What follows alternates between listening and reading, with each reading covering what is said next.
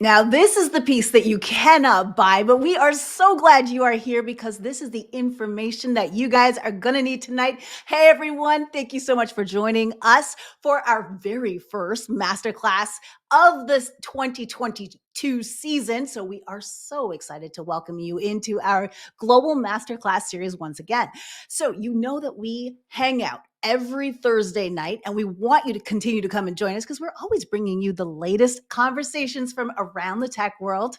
For those of you who don't know me, my name is Cher Jones, and I'm a corporate trainer, keynote speaker, and the founder of Socially Active. Right now, I'm curious. I'm in Toronto, but where are you at? Let me know in the chat because we have people joining us from around the world, not just local to Toronto, not local to ATL, not local to Dallas, Texas, but all around the world. So let me know, where are my peeps at today? So I see Houston in the house. I see Toronto, and I see Mississauga and St. Louis and the USA, Alabama. All right, Toronto, Houston, UK. See, that's what I'm talking about. This is the global masterclass series, right? Look at you guys. Keep lighting it up in the chat because this is the conversation that we are going to have. This is where the action happens in the chat. Look at this. Niagara Falls. Tuscaloosa. I don't even know if I said that right. Alabama, I think, right? Waterloo. Keep chatting it up because, tonight we are talking all about connections, and the connections definitely happen in the chat. And in case you guys didn't know, and I know you did, but the reality is that most people get a job from at a company where they know somebody there. In fact, the research shows that 70% of people are hired by companies where they actually have connections. On top of this, and here's the not so great news, very few Black professionals from around the world make it into the boardrooms or executive positions. We know that's changing, but it's not changing fast enough. So if you are supporting, celebrating, or encouraging Black tech talent to achieve success, or looking for tips on hiring, training, retaining, and promoting more qualified Black people, then you are the place to be tonight because our wonderful speakers are going to give you exactly what you need to know. So it's all about insight. But before I move on, I want to thank our partner, HPE, for bringing yet another insightful conversation to BPTN. So thank you so much, HPE. We appreciate you. All right. So I'd also, since we're starting it right now, I'd love to kick off and welcome you and say a very happy Black History Month. This whole month, we at BPTN are going to be focusing on empowering our community, celebrating our history and legacy as we are setting up the future of Black tech talent. You might be thinking, don't we do this all the time? Absolutely. That's what we do here at BPTN, but it's Black History Month. So we're going to put a cherry on top of that. And if you guys didn't know, in the spirit of Black History Month, I want to do a little bit of testing your knowledge, okay? Because history says that since 1978, I'm going to underline that, every American president has decided on this specific theme of Black History Month each year. So I'm curious, how many of you guys know what is the official theme for 2022? I want you guys to write your answer in the chat. I'm very curious because I'll be honest, I didn't know the theme until I read the script, but I do now. So what do you guys think it is? And it could be anything. I just want to know what your thoughts are. So let's see what's out. So I'm seeing all the shouts out for Happy Black History Month. So happy Black History Month to everybody who's shouting it out in the chat. Health and wellness. That's what Jackie says. Richard says health and wellness. Looks like you guys are, everybody's saying health and wellness. So was I the only one who didn't know that before I was told that? So health and wellness definitely is the answer. And I really didn't know that. But hey, that's what trivia is all about. You learn something new every day, and knowing's half the battle. All right. So thank you. And now, since we're getting all chatty in the chat, I got another question for you. Have you ever, and I mean, have you ever tapped into your existing network for career help? Just a simple yes or no will do in the chat, but I want to know, because for those of you who haven't yet, now is the time, because what you're going to learn tonight will make sure that you are really tapping that network? Because I know I have. So let me know in the chat. I see a lot of yeses. This is what I'm talking about. That's right. This is all about networking. Yes, yes, yes. There's a few no's, but that's okay. So I saw that Melissa said no. I saw Natalie said no. Sabine said no. Okay, so those are some people right now that I want you to be connecting with because we are going to expand our networks and we also have the perfect place to do that. So thank you guys for continuing to blow up the chat because we love seeing your responses. And again, this is more people. I'm seeing some more no's in there. Don't worry. I'm going to tell you exactly where you can expand that network in a few minutes so that you can start tapping into that network. So thank you guys. So let me walk you through tonight's value packed agenda because this is what's going on right now. So of course we did a little fun and with the music, but then we're going to go right into the fireside chat. So I'm going to be hosting that tonight. So I'm super excited. And then onto the leadership panel. You guys are not going to be you guys are nonstop note takers tonight. Trust and believe because I know what's coming up for y'all. And there's just tip after tip after tip. And of course, you know how we do. We always have networking in tune. So make sure that after you put your pens down, you can do a little dancing before you log out. So that's what's going on tonight. And of course, we want you always to be connected. We are BPTN pretty much everywhere. And we also want you to leverage our brand new hashtag, which hashtag BPTN by Obsidy. And have you checked out obsidy.com yet? That is the place where if you haven't tapped into your network yet, or if you're ready to tap in a little further, that's exactly where you're going to want to be because we have just launched obsidy.com.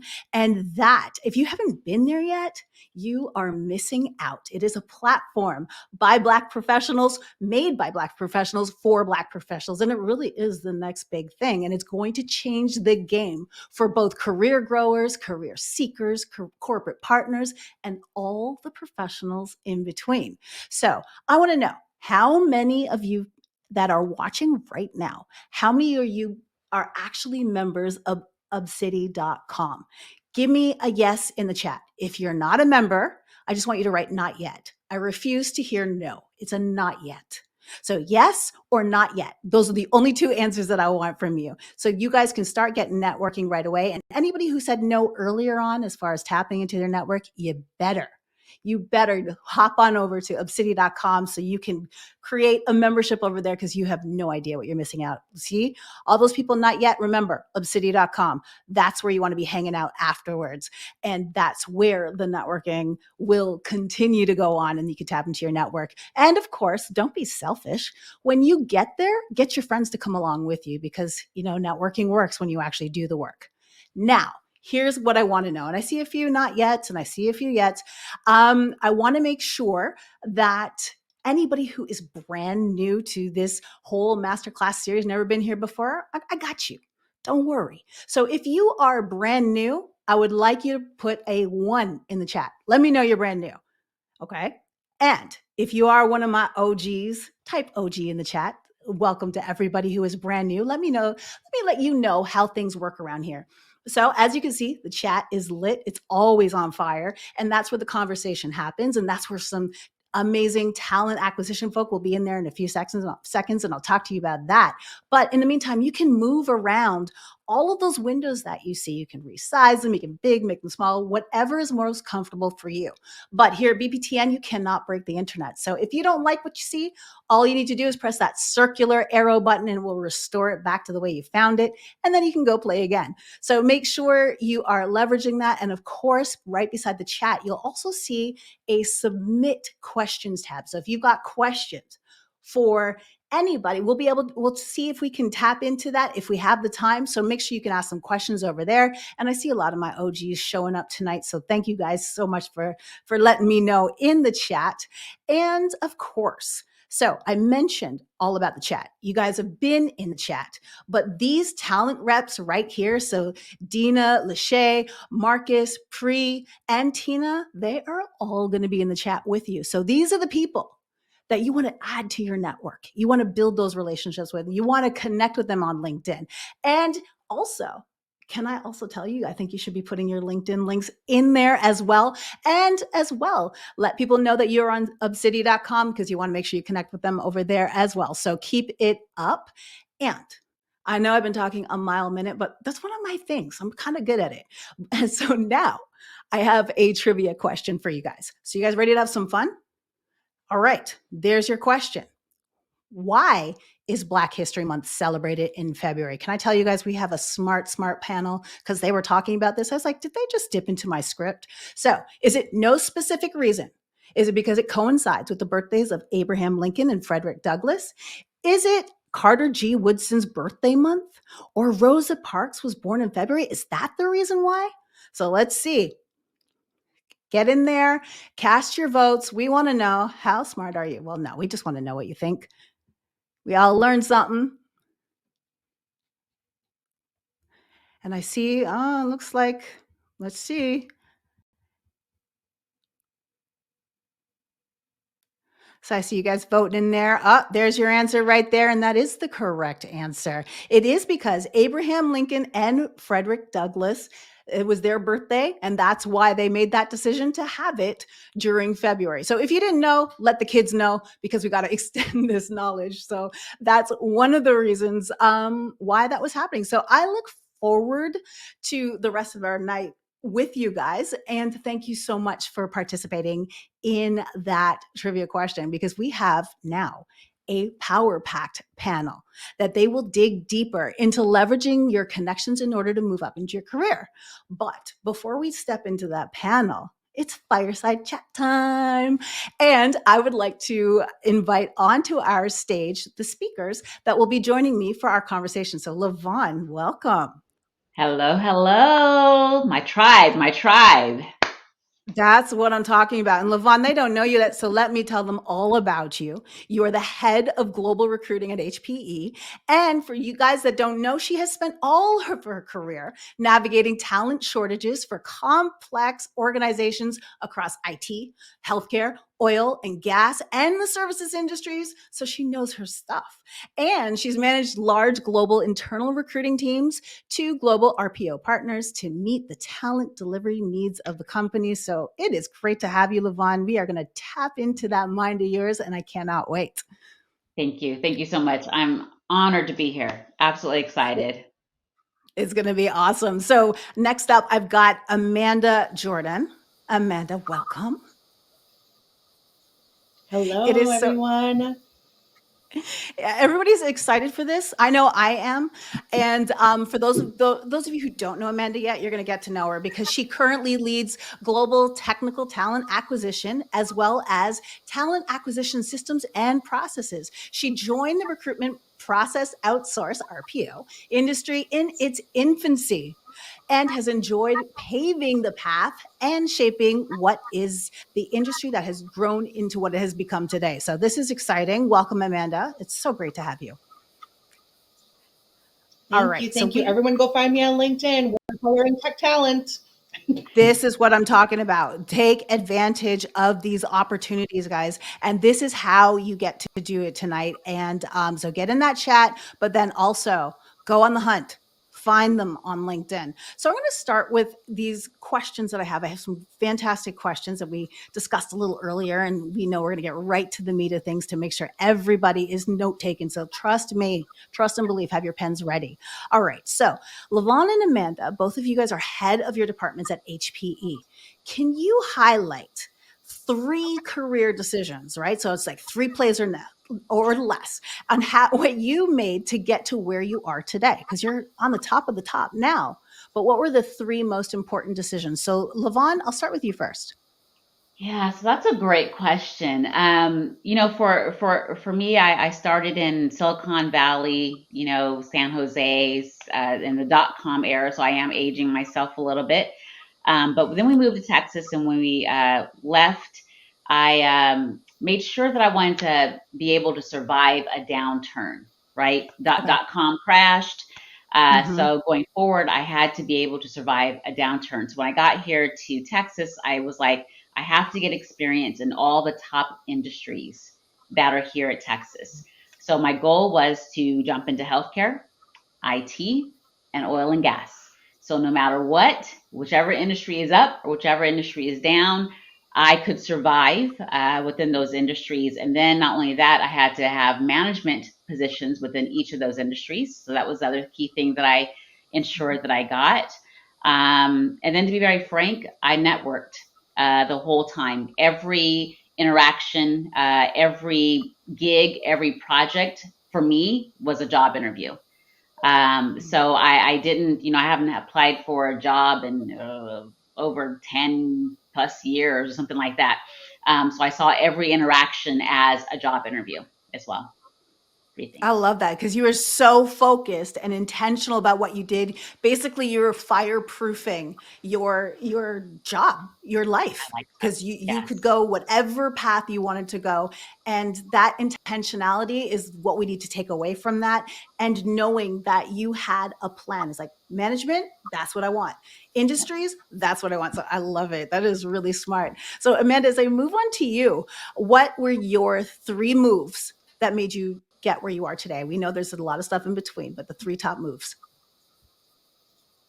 Absolutely. Okay, 3 top. So, fresh out of college, it was really important to me to have a career where I could make a difference. I really was looking for a small company where I wouldn't get lost as just a random employee number. I wanted to make a name for myself and I wanted to be known. So, I joined a small company. It turned into 15 years in the RPO industry, talent acquisition. Funny intersection with Lavon's experience. I too have not applied for a single role across my 15 years of experience. It's all been through saying yes to opportunities, raising my hand, being interested in new ventures, and then through networking on LinkedIn too. And then my third piece I would say is I took a leap of faith. I made a really scary decision. I joined the Great Resignation, and it actually brought me to where I am today at HPE, and I'm very happy with my decision. I love that because sometimes we do have to do that, especially where, and I'm not saying that this was you, but a lot of us who are in jobs right now where it's like we stay there because we feel like we have to. And sometimes you do have to take that leap of faith to go into the next. And both of you guys talked about networking.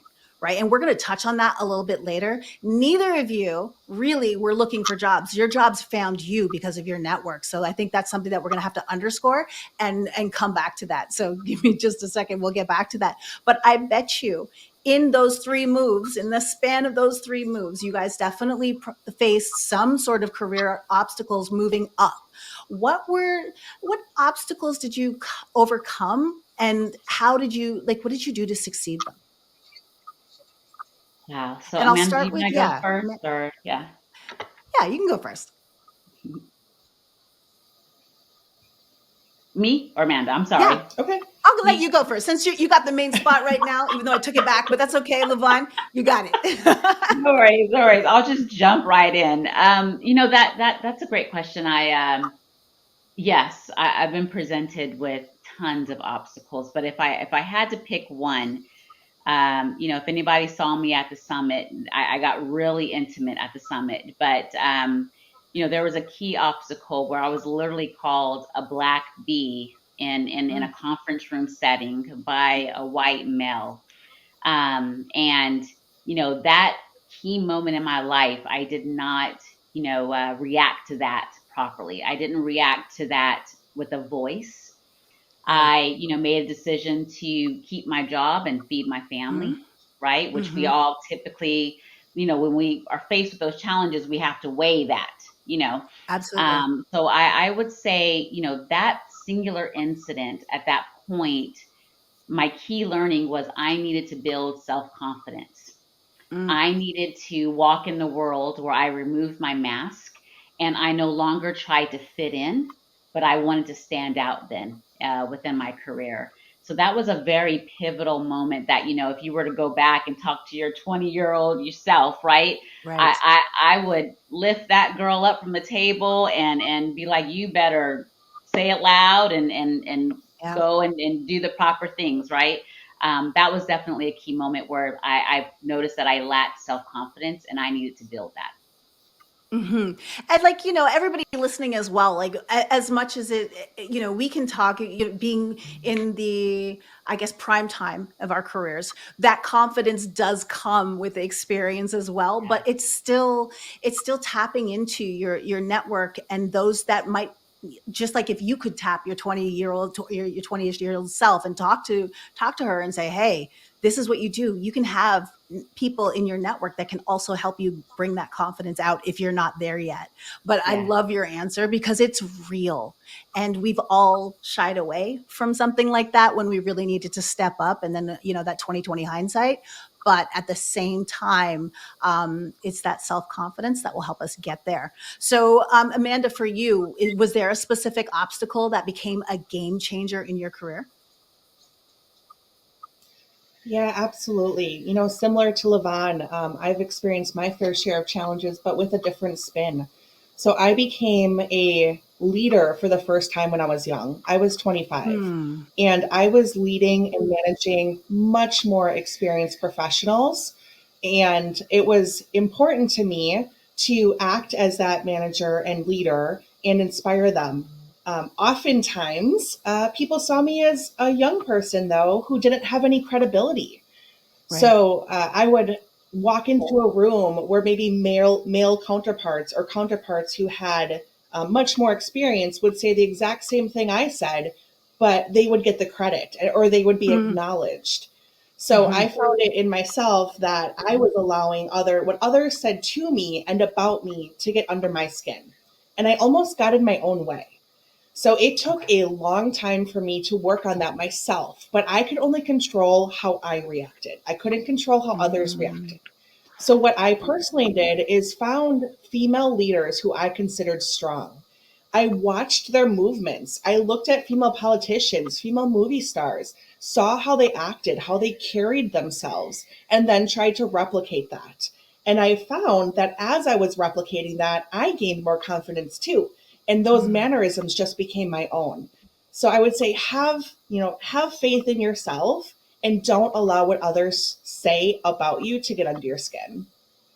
Oh, I love that, especially that borrowed confidence strategy, because both of you guys talked about that need to like step into your confidence. And sometimes it's easier said than done, but looking around you and then tapping into that network, into people who can either build your confidence or you can borrow and emulate from. Those are incredible strategies that I think that no matter what challenges and obstacles that we're facing, we can definitely keep that strategy in our back pocket. So I love it. We were talking earlier about networking. Neither of you guys ever really looked for a job. They found you because your network. Right. So one of the things that I would love to hear, and Amanda, I'm gonna go back to you with this one, is especially in your role, what would you tell people not to do on LinkedIn? Like, what's that thing that you're like, listen, whatever you do, don't do that. Do not be inauthentic. Be yourself. Okay. Be authentic. Show your Mhm. passion. Canned verbiage is going to get you lost in the crowd. Okay. I love it. Can verbiage lose it? All right. So now let's get into that. Now that we've got the don't do this out of the way, let's get into what you should do. So, Levon, again, I'm going to stick with you. That power of internal. Let's talk a little bit about just how you leverage your internal network just to grow that, because you were in different industries. So what was it you did as far as your networking strategy? And then Amanda, I'll go to you next. Yeah, no, so spot on. There was an internal strategy and an external strategy for me. Mm, So whenever I did join a new organization, as far as my internal growth and my internal career, I wanted to take charge of it. So we all have access to Outlook, and you can, look up organizations and you can look at the org charts, everybody. So what I quickly always do is identify the roles that I want to be in, mhm, and or the people that are at the table that have a voice in my next career opportunities. And then I ensure that I'm on projects with them, I am okay. on gigs with them, and Mhm, I am, working with them as consistently as possible. Around the people that are in the roles that I want to be in, at that point I automatically reach out And then I ask for shadowing opportunities, actually.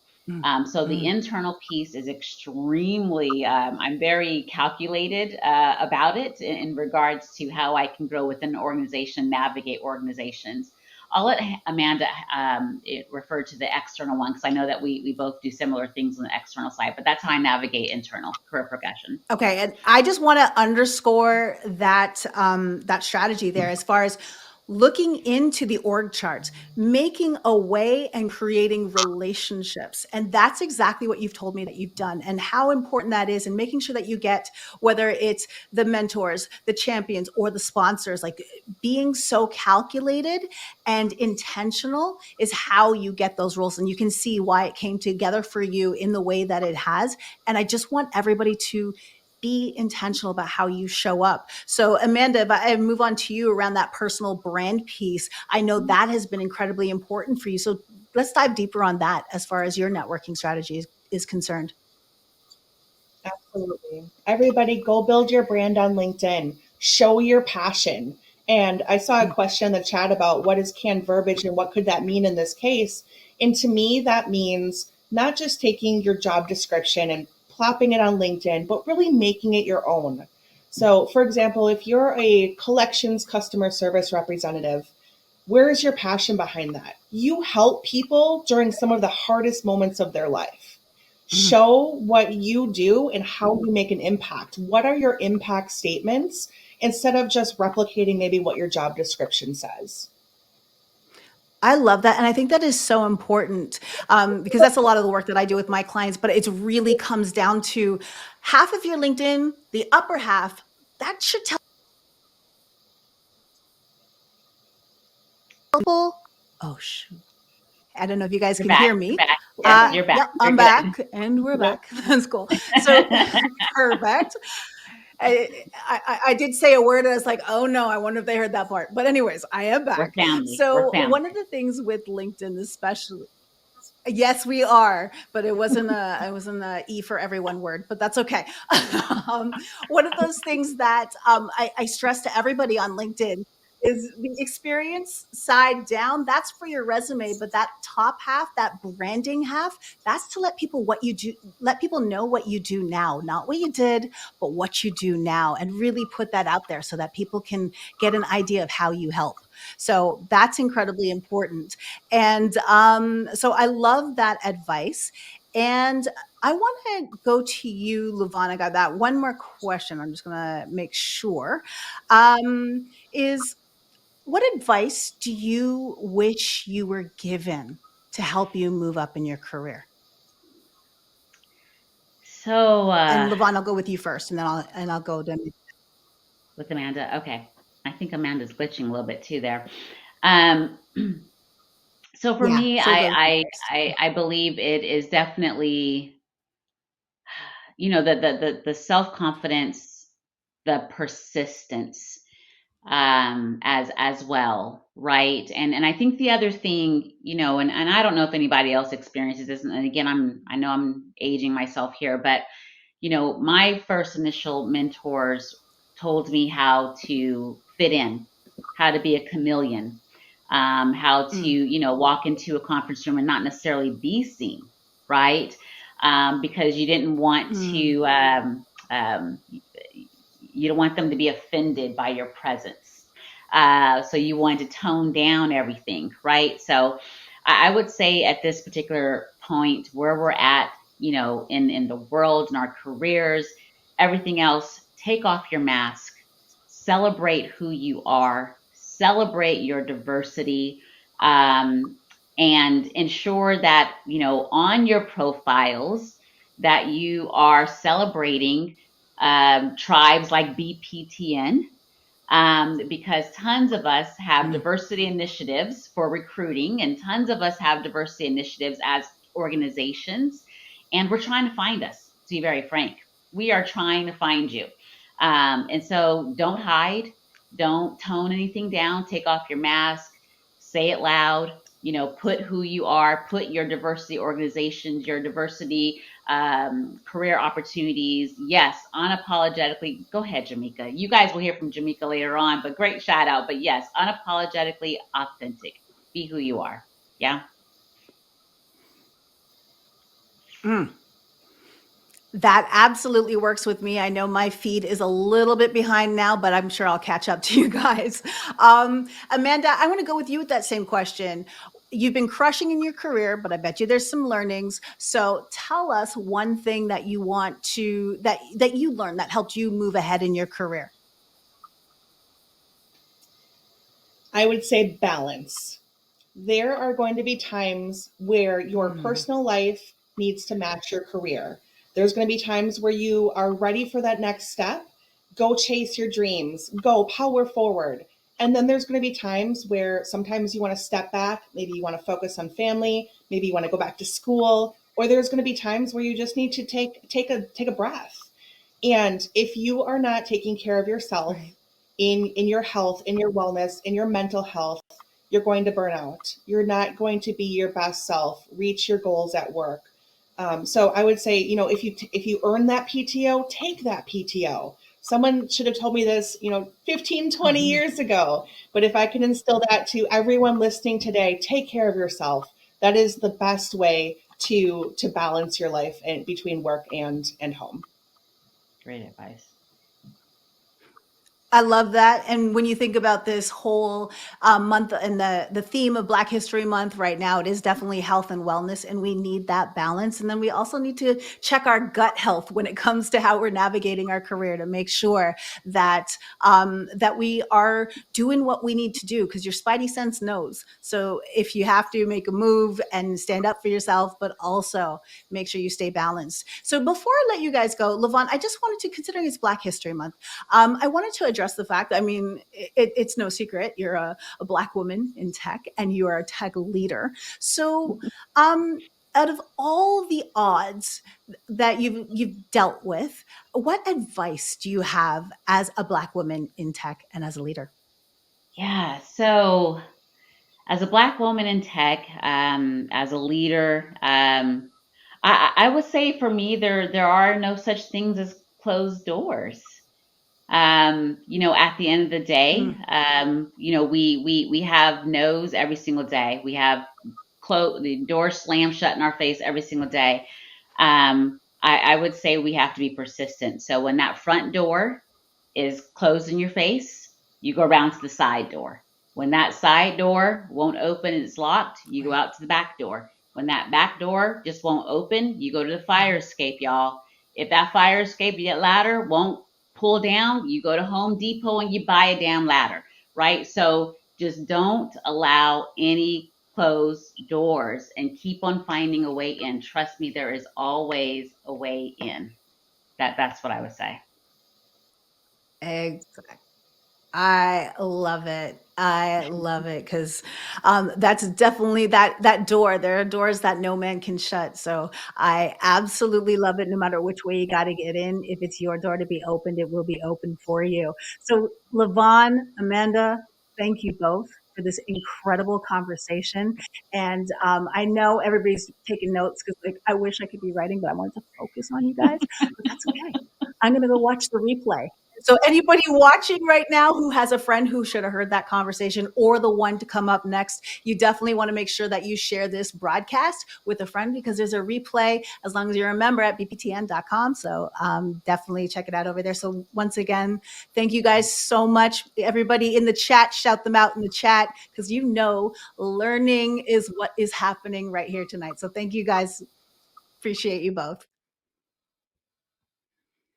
All right. So coming up next, we got more learnings for y'all tonight. So let me introduce our moderator that's going to take over the second half of the show, Nicole Picton.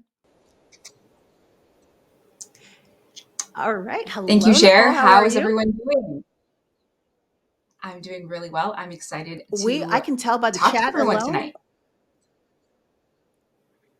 As you should be. And I can tell by the chat alone that it is fire.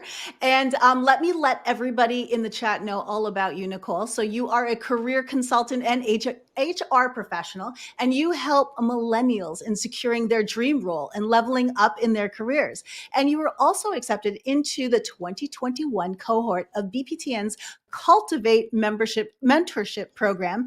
And of course, you have broadened your network by becoming a part of the HR Executive Networking Pod here at BPTN. So thank you very much, Nicole. And I will let you take it over from here. And I know already that we're going to be writing crazy notes. So thanks a lot.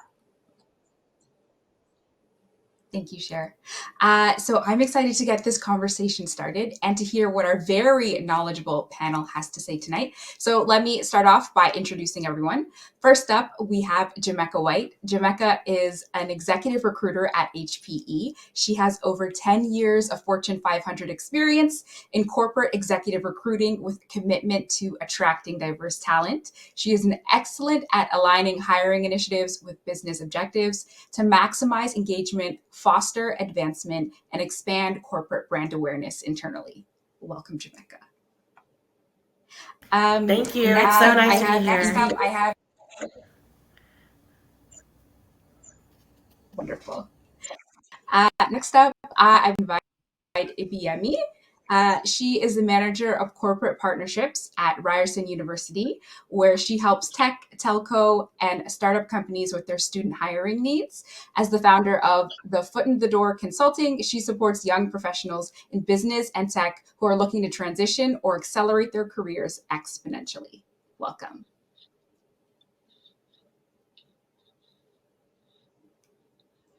And next up, we have Fatu.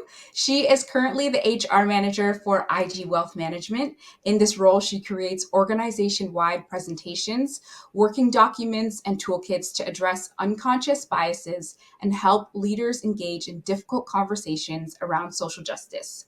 In 2015, Fatu founded the Black-led not-for-profit Young Athletes of Montreal.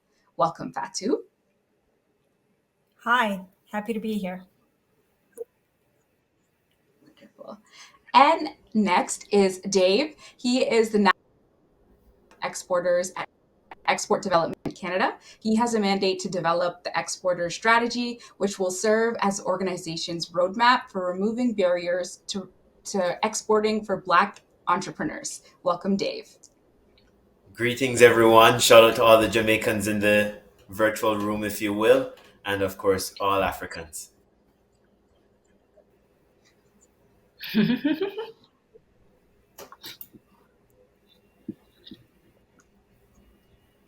Of course, shout out to my people. The Jamaicans are going to start with the introduction, and I love it. So I can already tell this is going to be a good conversation. So let's get started.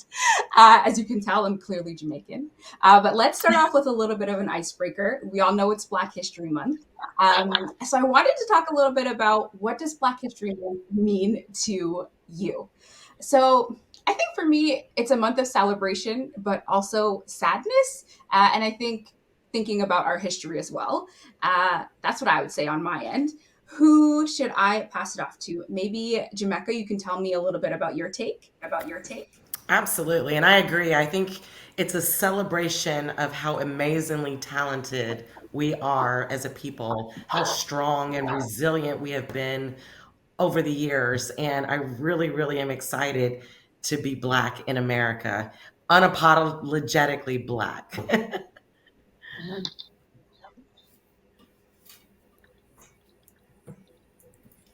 And big ups to Jamaica.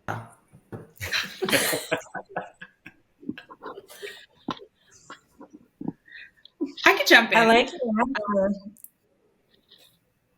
I was just going to say, for me, I think Black History Month is always very interesting. I grew up in Nigeria, so I'm not Jamaican. I grew up in Nigeria, and I only realized that I was Black when I moved to Canada, to be honest. And then, learning about Black history and the history of Black people in Canada, Black people in America, and it's very, obviously very rich and very sad and scary. So for me, I think it's a time to, one, reflect, to educate myself, but also to just celebrate just Black people killing the game. So either through entrepreneurship, through their careers, through family, through love, I think it's just a time to kind of celebrate. So that's what I think about when I think of Black History Month. Nice. If I may jump in here, I think I share the same sentiments as everyone else, having a conflicting emotions around Black History Month. One, you should be celebrating, and then the other hand, you're like, why is it only 1 month? Why are we Black only for 1 month? Why are we celebrating our history for only Black month? And I feel like in North America, we have this compartmentalization approach of all the diversity and celebrating our diversity. So 1 month it's Black, then the next month or the next day it's a women. Let's celebrate the 2S LGBTQI community. So the list goes on. So for me, it's very challenging to celebrate this month. And I've also come to realize that celebrating these and recognizing these days for the different community without commitment in making the real change, in changing our environment, it's just like putting your socks on top of your shoe in a winter day. Like it's very uncomfortable for your feet, if anybody could get the analogy, especially here in Quebec. And also speaking of uncomfortable, I had a conversation with one of my friends around celebrating Black History Month in Quebec. And we were horrified to actually come to the realization that we only started speaking about Black history when we got to university. Whereas our another friend of ours that lives in Ontario, Canada, they've been taught Black history since elementary school. So I understand that in Quebec we fight for the preservation of the French language as an underrepresented group in Canada, but we also need to acknowledge that other groups history needs to be not should not be neglected. So when your identity has been erased for so long, I just wonder how can you be asked to really celebrate that identity.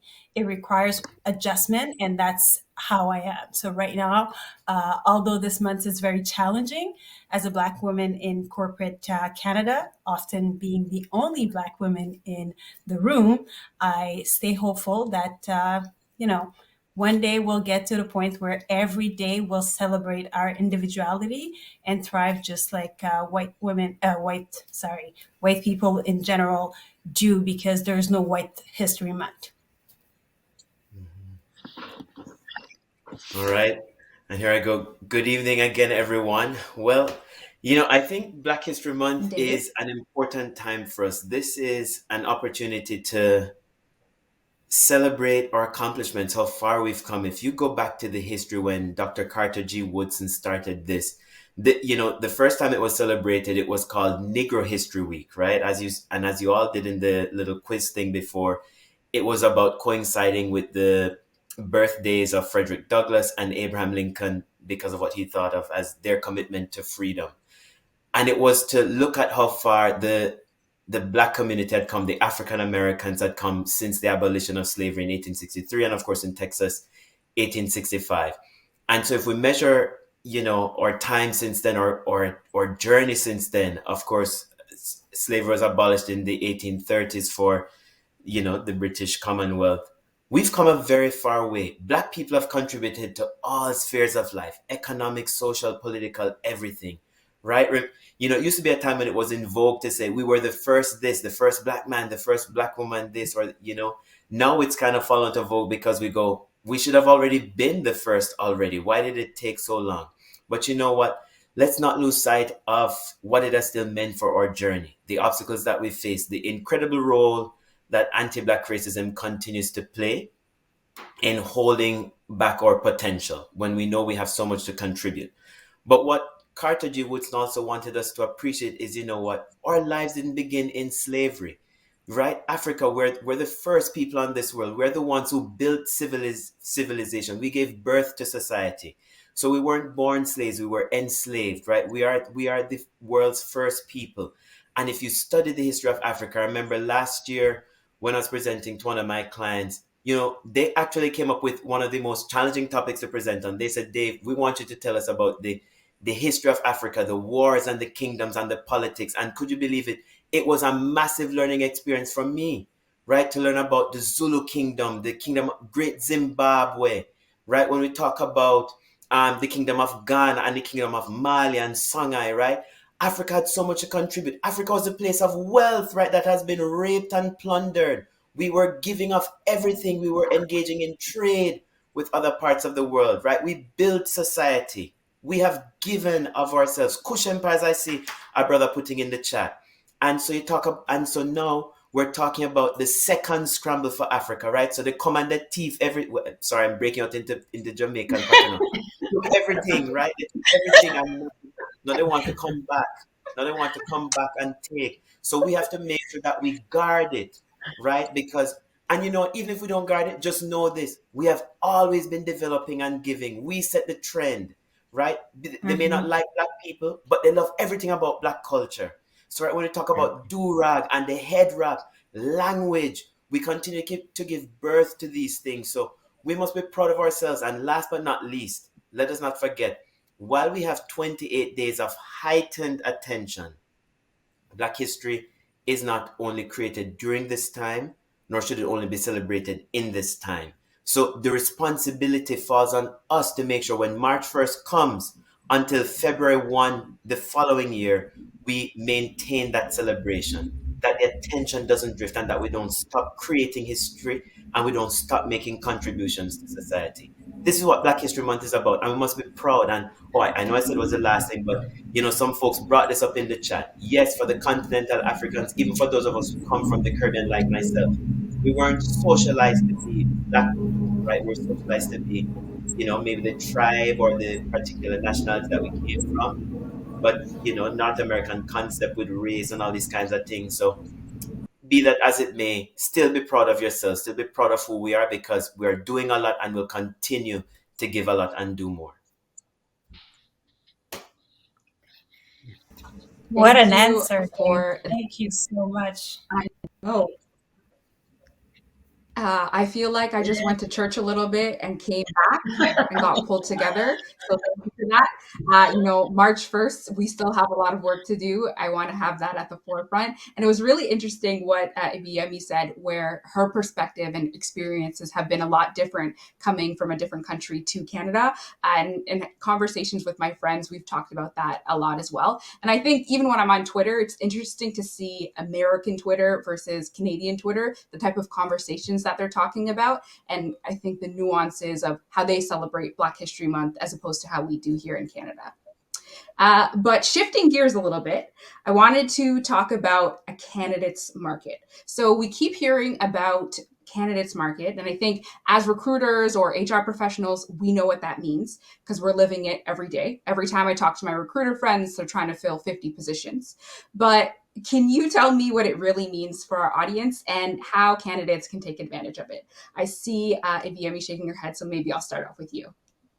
Yeah, absolutely. I think it's really important to recognize that you're in demand. If you're looking for a job, you're in demand. I work at Ryerson currently, and I'm currently supporting employers in the tech industry.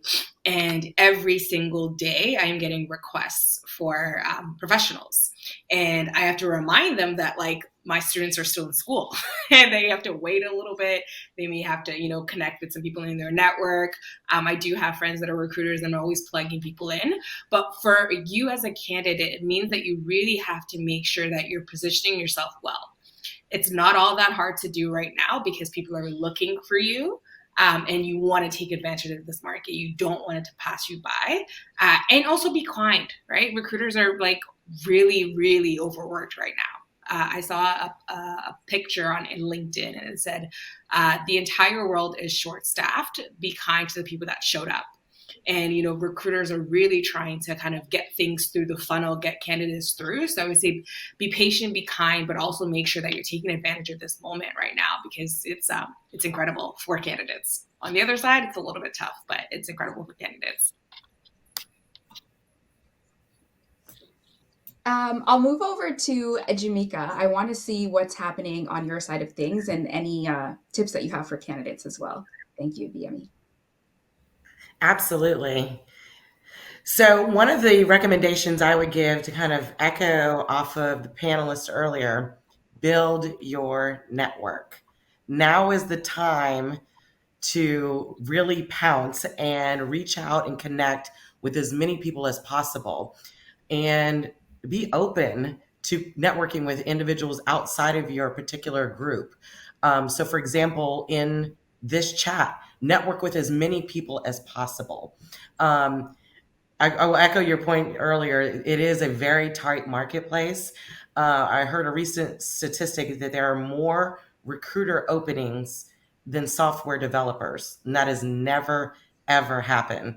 And I'm going to date myself as well. I've been in this industry for about 20 years, and I've never seen anything like this. Of course, it ebbs and flows, but right now, the market is so on fire, and we have such a strong shortage on the candidate side that you almost can't compete unless you come with the best offer. So this is really an opportunity to make sure the companies value you, your company that you're working for. They value your skill set.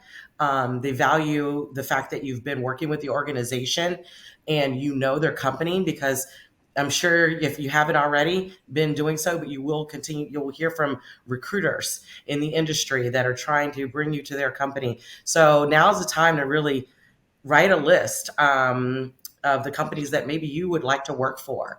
So if you have a top 5 or top 3 company list, companies that you've always wanted to work for, maybe it's Amazon, maybe it's Ryerson. So, and then you reach out to individuals within those organizations and build a network. And a lot of times, I know this is going to sound a little cliche, but I start with Black people. I start with people that look like me. And I think we do that within certain industries, right? So if you are an engineer, you network with other engineers. I'm a recruiter. I work in HR. I network with other recruiters and other HR professionals. But oftentimes I try to find something in common with an individual at a company that I want to network in, i.e., maybe you're a part of the same sorority or fraternity. Utilize that to get your kind of name in the door with that individual, and don't be shy to send a note, an introduction note, to individuals on LinkedIn, and introduce yourself and let them know that you're impressed with their background and you'd like to connect with them and network for future opportunities, or maybe network it within the same space. So it's definitely a candidate's market. So now is the time to strike.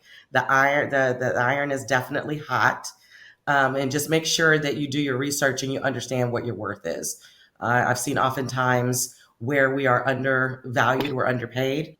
And so just make sure that you do your due diligence to know exactly, what you bring to the table. Thank you so much for that. Definitely a lot of conversations in the recruitment space. But I often still see people on my LinkedIn searching for jobs and are maybe having difficulties. Fatu, maybe could you tell us how to effectively tap into your existing networks for career growth for people who maybe are still experiencing challenges in this hot market? Yeah, that's a great question, because being effective and calculated in your approach is very important. And I think Levon and Amanda touched on it, on how they progressed in their career. In terms of networking, what I would say, it's because I'm very focused on meaningful connection. I would say talk about your aspirations. So yes, there is LinkedIn that is there to make your posting and all, and you could utilize that in every way, but tell people what you want and what role you see yourself, and then people will remember what you said to them, like the conversation. I can tell you that it works, because it worked for me. I had the opportunity at an early in my career to have a sponsor to whom I said, I would like to be in HR. I'm studying to be in HR. And that individual that I still talk to, and I'm so grateful for what they did for me, had seen a posting, like had heard in a conversation, confidential conversation, that they were going to make a posting about a role that would help me get to that HR role.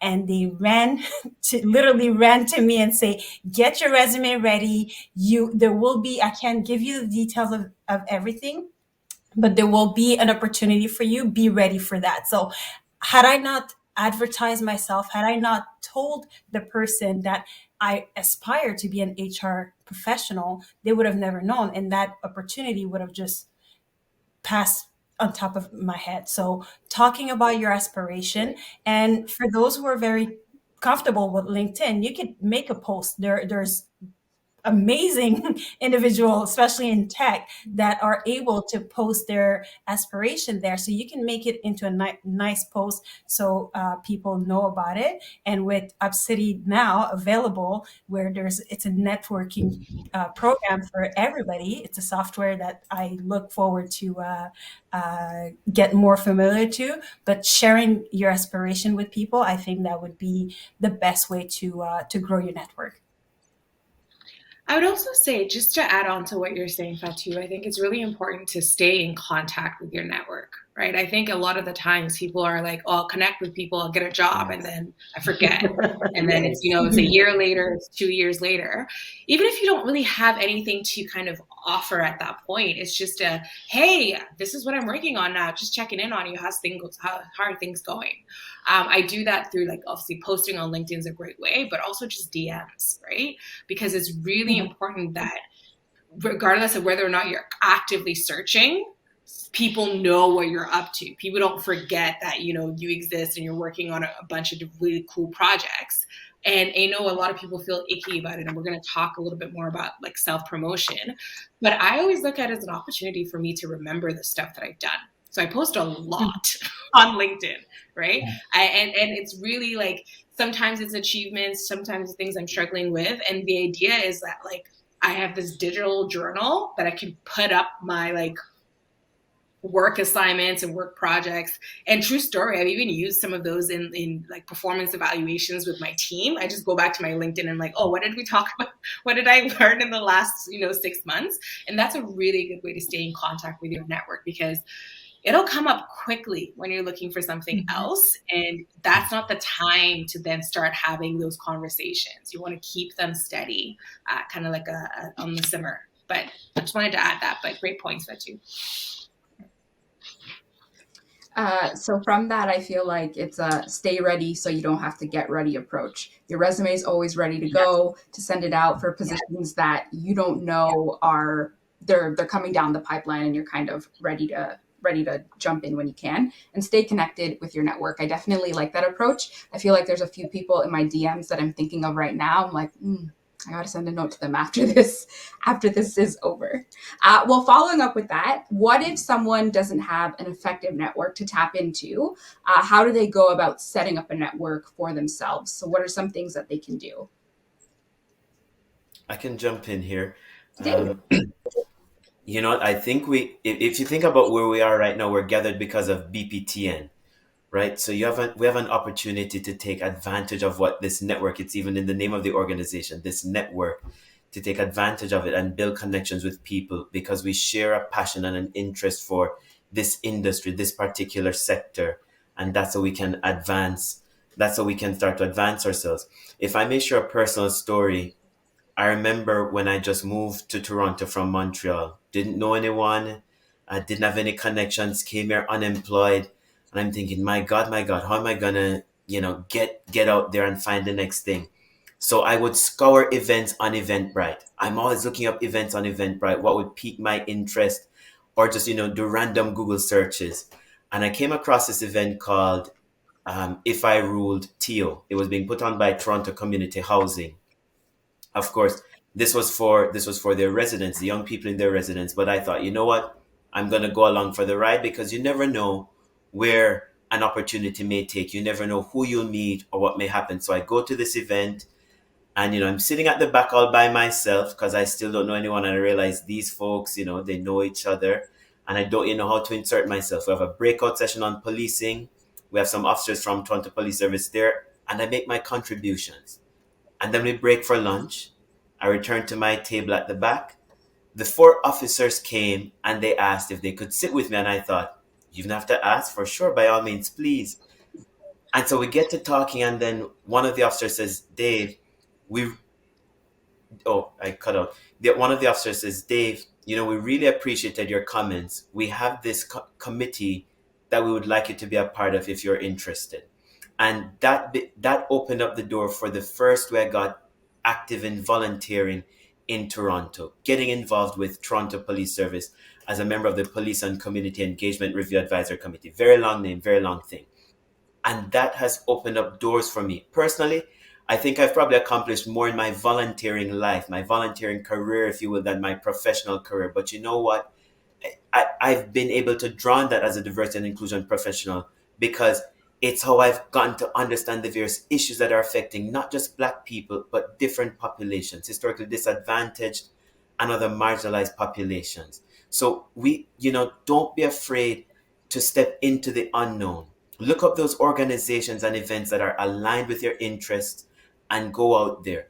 You don't need to meet everyone in the room. It's as Fatumata said, how do you build a meaningful connection with someone that's there? And take your time and circulate. And as time goes by, you'll realize, you can deepen relationships and you'll continue to meet more people. But don't be afraid to step out. And last tip, I remember reading this in a Business Insider article, and it was always show up.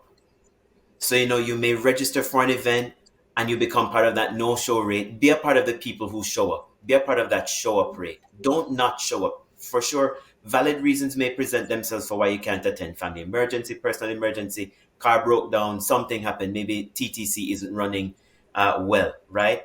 We know all the issues that plague the TTC. But find a way to show up. You need to be present. And when you are present, when you're at the event, wherever you are, be present. Be mentally present. Listen to people because they know if you're engaged or not. They know if you're paying attention to them or not. Right? So be there. If I may build on Dave's point around volunteering, and you mentioned, Nicole, at the beginning that I founded the nonprofit Young Athletes of Montreal a few years back, and I just want to highlight how unconventional and how surprisingly you can build your network through volunteering. And pre-COVID, we had a fundraising event with Young Athletes of Montreal, where donors, partners, and volunteers were all there. And one of the volunteers came up to me asking me, "Hey, Fatu, can I share my resume with this donor that I had a conversation with?" And of course, my answer was, yes, if you want, I can even help you with that, because at the time I was a recruiter. But having the conversation, that volunteer that it was there to help out their community found a way to connect with a donor that end up being their employer afterwards. So there are ways to connect on non-conventional ways. So open up your mind to those non-conventional ways.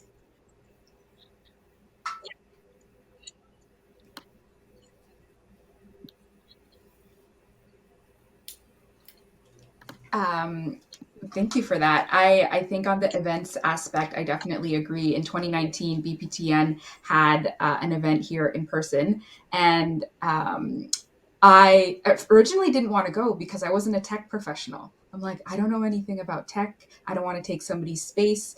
And then I ended up showing up, and I met one person there. All you need to meet is one person. And then from there, I started learning about tech. I'm not officially in tech yet, but I'm definitely, I think, a lot closer in my HR journey. So those events that aren't necessarily within your scope of work, go learn about them and learn about other industries is what I gathered from that day as well. So thank you for that, everyone.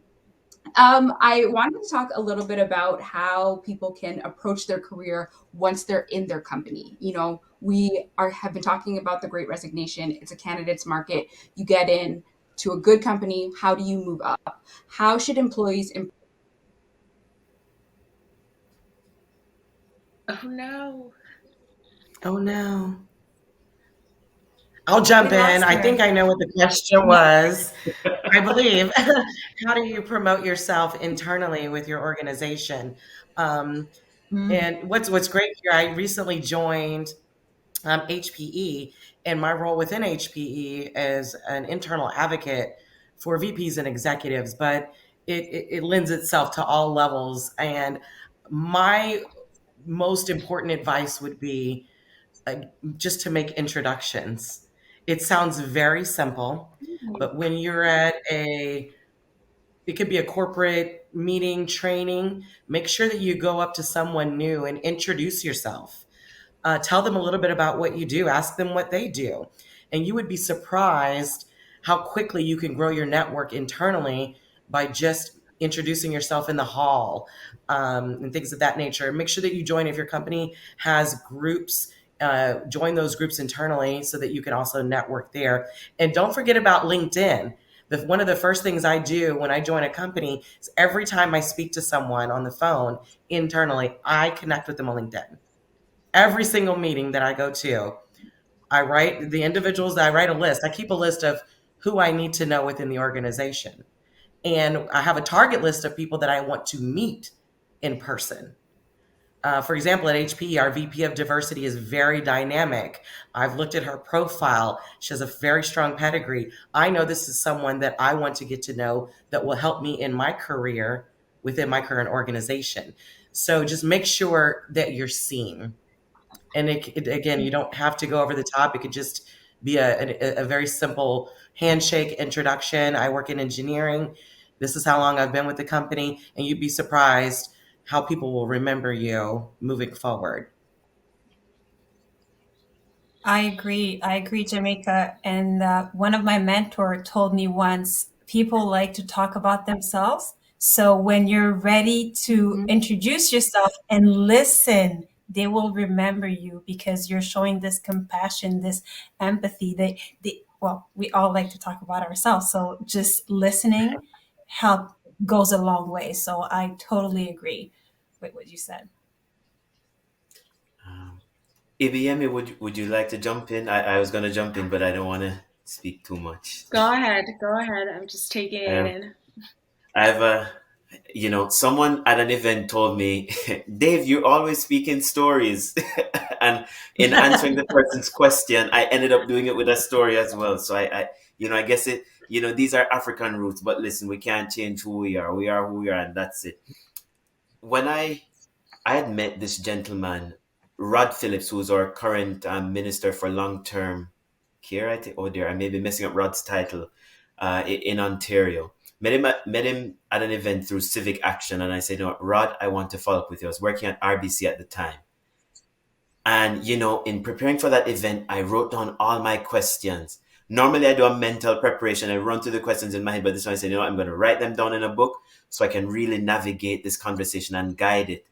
Would you believe at a certain point, Rod says to me on the phone call, Dave, I appreciate that you prepared your questions. I can tell you're prepared. And I'm thinking, is this man seeing me through the phone? Can he spy on me at RBC? But it was a message that, you know what, people can tell how you show up. Whether they're seeing you or not, people can tell about the preparation, the time and effort that you put into something, the respect that you've had for their time and the respect that you have for themselves as a person, and what it says about you. And that's all part and parcel of networking, the package that you bring, right? How you show up. See how I even show up for the phone call, and Rod could tell. And that's important, right? We have to think about the preparation and the time that we need to put into these things so that we put our best foot forward. And I want to also say this, we had to do something called the Strengths Finder assessment at RBC. So for those of you who may be familiar with that, I think it's from Gallup. So one of my top 5 strengths is achiever. So as an achiever, it means you love to have lots of accomplishments. And on the downside, it says you may not necessarily share those accomplishments because you're worried about coming across as bragging, boastful, and cocky. And so it gave me pause because it was saying to me, you know what? Don't be afraid to share your story, because if you don't tell people How will you build your credibility? How are they going to know what you're good at? Right? You can't assume that people know all the good things that are happening in your world or that you've accomplished. You have to share your story. So we have the communication onus is on us. And we have to think now about, okay, how do we say that, right? So remember, it's never so much what you say, but how you say it. Well, what you say is also very important, but don't forget the how you say it. And don't be, don't be shy to share, because when we don't share, then we'll miss out on opportunities. Because if someone doesn't think you're good at this or that you have this skill, they won't tap you. They won't ask you, right? So you have to practice this confidence. And what I've done to work on myself is, practice every now and then to share. So one of the things I've done since I've been at EDC in this role, and my role is the first time EDC has had this role, I, with the help of my colleagues in the Black Employee Resource Group, I asked if I could organize a presentation about my 100 days, so I could share that with the organization if people wanted to attend. So I thought, presidents do this all the time. Well, US presidents do this. Why can't we do this? It's a good model. Try it, right? Where have you been? And I also learned that from another event, right? Give yourself a 90-day plan, civic action event, right? What are you going to get done in your first 90 days, your first 3 months? So I said, all right, we borrow from 100. And it's a good way to keep yourself accountable, but share your work inside the organization. And, it's a good way of also checking yourself. So try it. So I have some thoughts. I've been sitting here just listening and taking it in and listening to what everyone's talking about. And I have some quick thoughts. And I don't know if I'm speaking for anybody else that's in the chat.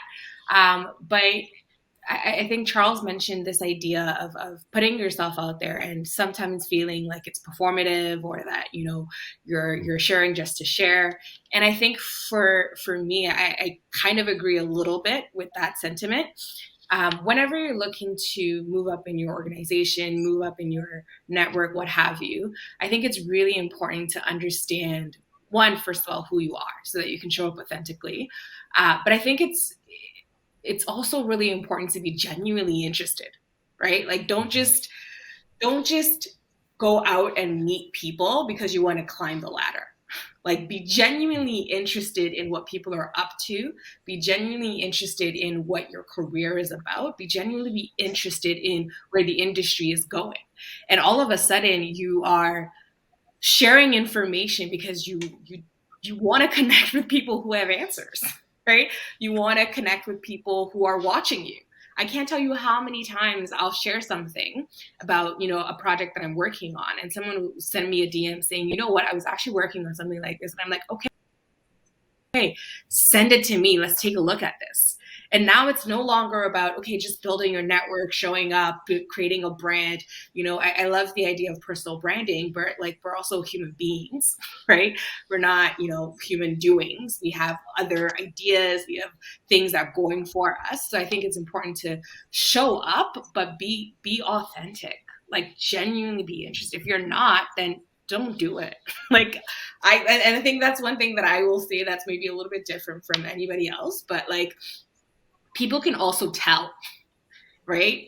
Mm-hmm. As recruiters on the call here, we're having conversation with candidates. We know when you're not passionate about the job. We know, we can tell, right? Mm-hmm. Versus, when you are, it comes across in your voice. It comes across in what you're saying.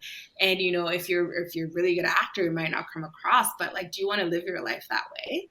So I think it really focus in on who are you, what do you want, but also what are you genuinely interested in, and how do you build those relationships, because relationships are good for human beings and not because of where people can take you. Mm-hmm. I just had those thoughts that I wanted to share. Yeah, that definitely makes sense. I think it's important to be interested, but to also be interesting. Because sometimes you're talking to someone and you're like, oh, do you have any, you're just saying what I'm saying. This is not necessarily contributing to the conversation or making it a little bit more fruitful. So be interesting, read things. Dave, you had also talked about your 100-day plan, which I thought was really exciting. I read this book. It's called The First 90 Days. I don't know if you've heard of it, but it talks about, what you can do in the first 90 days of your probation to make your experience successful and to make onboarding easier for yourself. So I Yeah. definitely suggest that to people in the comments. And then, Dave, one last thing: Jamaicans are bossy. They're bossy, bossy, bossy. Be proud of your achievements and let people know. And anyone who needs a translation, bossy means boastful. So just to be boastful about yourself and your achievements, a little bit of translation live. Oh, Sister Nicole, you're So, making me smile.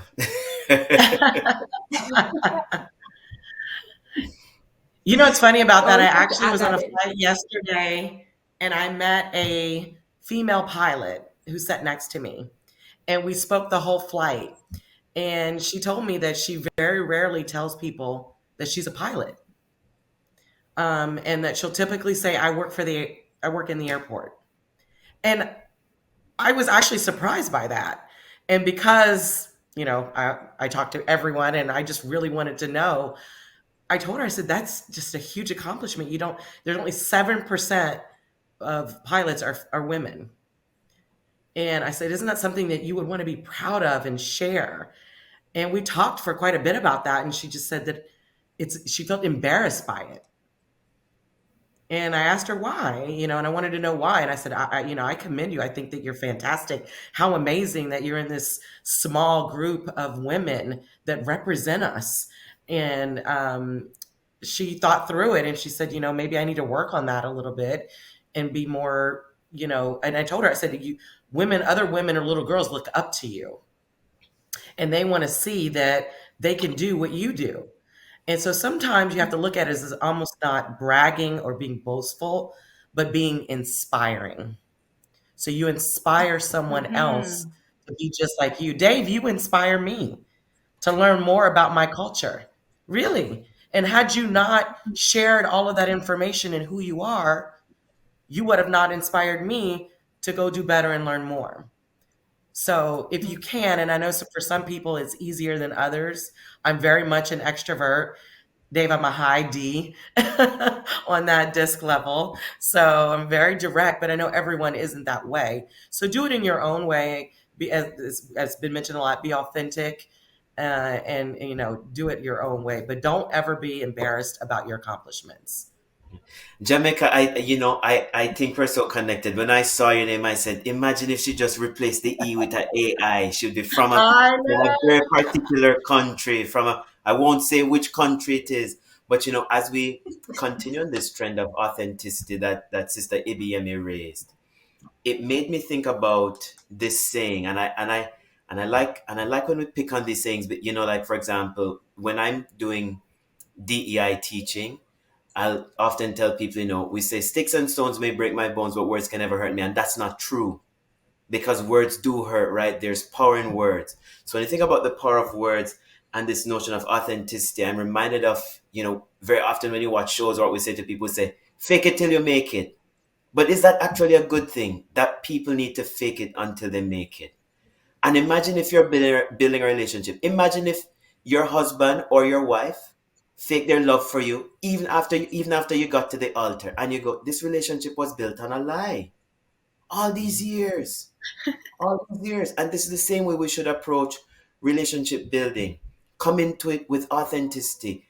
You know, one of the good things to I think hopefully we'll all learn and appreciate is there should be no shame in asking for help, right? Asking for help, having the humility to ask for help is a hallmark of greatness, right? It signals that you're willing to learn. You're willing to have someone play a role in your life. And that's how we open up networking, right? That we can offer, but that we can also receive, right? Coming in with genuine intent. So really being honest about it and building relationships from a place of honesty, authenticity. It should be integrated in everything. So imagine if we went forward on this notion of don't fake it until you make it, but let people know this is where I'm at. These are my values, and here's where I need help, and you could help me get there, and I would appreciate that. Right? Don't be ashamed of asking. Be honest about your ask. And I listen. I tell people I have no shame in asking. The worst you can tell me is no. And if you're a no, then I move on to the other person who may just give me a yes. And if no one gives me a yes, then I go figure out how to create my own yes, or maybe it's just not meant to be, right? But let's not be ashamed of asking. What you said, I Dave, feel as though holds that's so like much what power. Yes. Sorry, I didn't I want to think Dave speak is over just you. installing. Yeah, he is. I felt like what he was saying holds so much power, and being authentic in how you show up, but also being authentic to yourself. If I can share my personal experience in my career growth, I had to overcome the imposter syndrome. So this doubt that I was not enough, that I didn't have enough ability. So I had to actually look in the mirror and look at myself and believe, and actually, like, I have the credit, all these credentials, I have the experience. I needed to be honest with myself and step out of that uh, dishonesty that I was getting from the outside and from society, if I can put it that way. Being the high achieving person that I am, that I didn't belong to this table, I had to overcome that and look at myself really and truly and dismantle that belief that I wasn't deserving of my accomplishment. That really helped me grow in my career. So thank you, Dave. Thank you, Jamaica and Idima. Like, thank you all for bringing that authenticity. Because yes, words are powerful, but you need to also look at yourself and be real with yourself. So.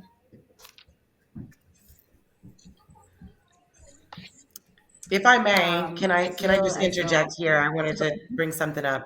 So one of my friends, she's a she writes for Essence, and she posted this the other day for Black History Month. And she stated, more than likely, whatever the subject, I or someone else had to fight to get me there with my Blackness. So people are always watching you. If it's not yourself, someone else is going to be fighting for you. So lead the way. Don't be embarrassed. Make sure that people know that they can come to you and that you're an expert in what you do. Create your own space and your own path. Yes.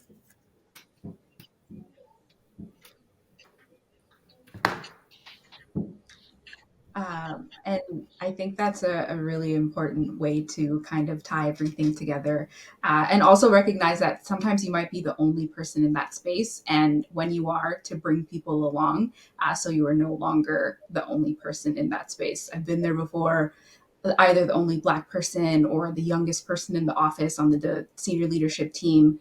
Bring someone along, ask for help, and know that you're an expert in what you're doing. I love that. I feel as though I'm getting a little bit of the warm and fuzzies at the end of this, and that's kind of feeling a little bit good. So this was an absolutely fantastic panel. I want to thank all of the panelists for adding their contributions, and I'm sure that our audience will have a lot to take away from our talk tonight. It's been a great opportunity to moderate this panel, and I'll hand it back over to Cher.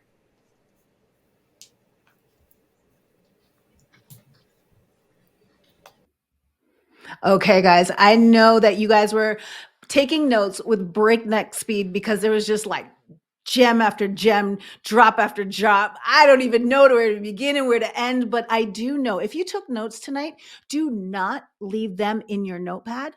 This is an opportunity for you actually to create content and share. So they talked a lot about how you can leverage LinkedIn and how you should be posting and different ways that they have used LinkedIn to get to where they are. But you can use tonight's knowledge and in service you extend what you know to others, and therefore you are creating a brand experience with you. So I would suggest for those of you who already are on obsidy.com to head over there, share a note, share a tip, share a quote, because there are so many quotables, so many tips, so many ideas. Make sure you're sharing that with your network because, sharing is caring. But I would definitely want to thank Nicole for moderating such a phenomenal panel. Like I said, you guys learned something, so do something with it. Make sure you're networking. And Fatu and Ibiemi and Jamika and Dave, you guys were phenomenal. So thank you. And of course, HPE, thank you for partnering with us to bring such an amazing event. Like you guys literally got the cheat codes to crush your career in 2022. And so make sure that all of you guys are connected on our socials. And of course, you head over to obsidia.com and we're going to send you a survey because we want to know what you thought. So let us know. And thank you so much for joining us tonight and share this knowledge because this was just too good to leave on a notepad. Thank you so much for joining, and I will see you next week.